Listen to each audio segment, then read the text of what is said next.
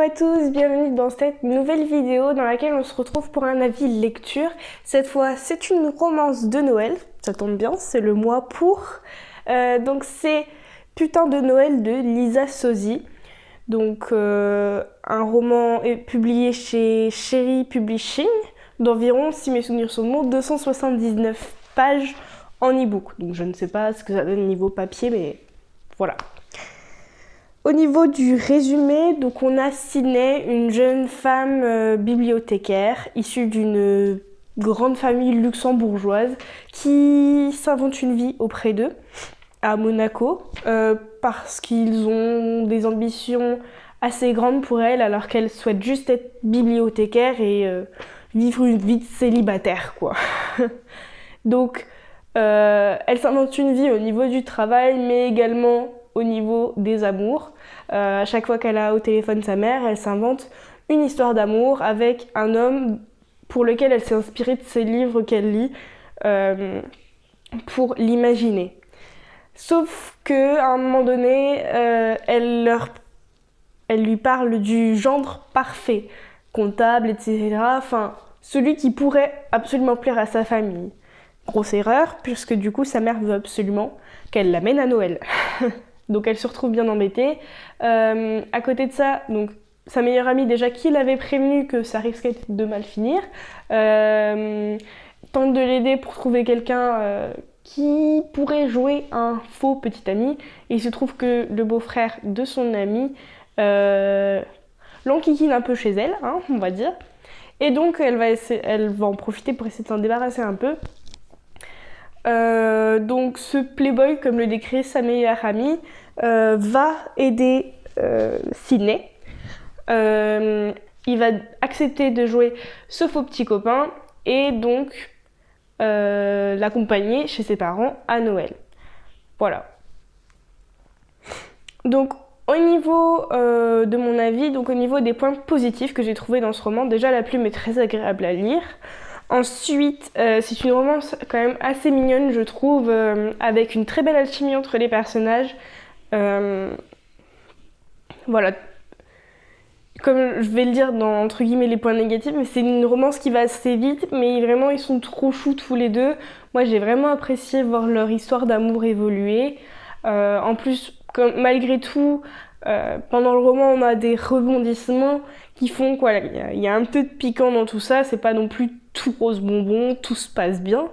Et puis le personnage masculin du coup qui est présenté comme un playboy par sa belle-sœur, il est intéressant parce que voilà, il est plus profond que ce que sa belle-sœur pense de lui, comment elle le décrit. Et donc du coup, on voit à la fois l'évolution, on découvre en fait au final le personnage en même temps que Sydney.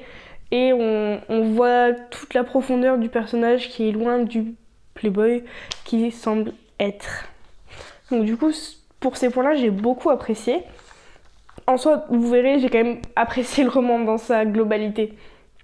Puisque les points positifs sont... C'est des petits détails, on va dire, hein, je chipote. Sinon, en soi, le roman est très bien. Au niveau des points négatifs, c'est déjà le côté cliché de la bibliothécaire, donc la bibliothécaire avec les grosses lunettes, qui s'habille pas très bien, qui est très timide. Bon, après, sur le point timide, l'autrice a été fine. Vous verrez si vous lisez le roman, mais c'est une fausse timidité chez Sydney. Parce qu'en dehors de ça, elle est très extravertie, elle est une fausse timide, je dirais, Sydney. Donc du coup, sur ce point-là du cliché, voilà, elle a été fine, autrice et là-dessus, je dis chapeau. Par contre, c'est vrai que, bon, je pense que c'est fait exprès qu'elle en joue, mais voilà, moi ça m'a fait un peu tiquer, un peu grimacer, j'aime pas trop ce cliché de la bibliothécaire, voilà. Mais en soi, un détail qui ne m'a pas empêché d'apprécier le livre, hein. Je préfère le préciser. Ensuite, un deuxième détail que j'ai déjà abordé juste avant, c'est le fait que la romance va un peu vite. Mais, encore une fois, c'est contrebalancé par le fait notamment qu'il y ait des rebondissements et aussi par le côté faux petit copain qui va qui va apporter des complications dans tous les cas. Donc, ça va vite, certes, mais c'est pas non plus très dérangeant. Surtout pour les personnes qui ne sont pas fans du slow burn, par exemple, ben, on en est loin, je pense. Donc, voilà, ça peut plaire, ça peut ne pas plaire. Chacun ses goûts, je ne fais qu'énoncer les faits. La romance va assez vite en soi. C'est vrai que moi, je pense que j'aime bien qu'elle mette du temps à s'installer, mais en soi, c'est pas forcément dérangeant non plus. Voilà. Et puis, c'est tout. Je pense que j'ai fait l'éventail un peu des aspects positifs et négatifs que j'ai trouvé dans ce roman. Dans l'ensemble, c'était une lecture franchement très agréable. J'ai beaucoup apprécié lire ce roman. C'est pas non plus le coup de cœur de l'année, comme vous l'avez vu dans la vidéo précédente.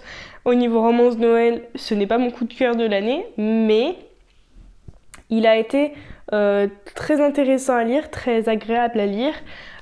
Pour les personnes qui ne sont pas trop fans des romances de Noël, je dirais tenter quand même parce que pour moi l'aspect Noël il est vraiment très très léger. Si vous êtes fan des romances de Noël bien, je dirais pas cliché, mais bien magie de Noël avec tout l'esprit de Noël, l'ambiance de Noël, bah on n'y est pas spécialement. Parce que c'est beaucoup quand même, je dirais, concentré surtout sur le côté faux petit copain. Voilà, niveau ambiance de Noël, c'est juste surtout que il va chez les parents pour les fêtes de Noël. Mais en soi, niveau magie de Noël, si c'est ça ce que vous recherchez en prenant ce roman, en lisant ce roman, vous n'y trouverez pas votre compte, selon moi. On va dire, ça peut être un point négatif de ce roman, si c'est pour ça qu'on lit le roman en tout cas. Ouais, tout ce qui est côté Noël, ça reste quand même léger. Après, ça peut plaire justement aux personnes qui sont pas très romances de Noël, comme ça peut déplaire aux personnes fans de romances de Noël. Encore une fois, chacun ses goûts. Je ne fais qu'énoncer les faits.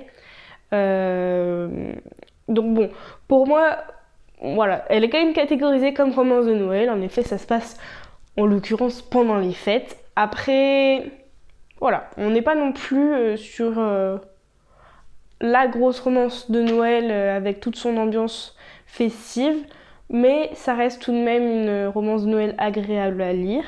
Et si vous aimez voilà, tout le trope faux petit copain, fake boyfriend, bah foncez parce que franchement par contre sur le côté fake boyfriend, je trouve que c'est un roman très très sympa à lire. Voilà. Si vous avez lu ce roman, n'hésitez pas à le dire en commentaire et me dire ce que vous en avez pensé.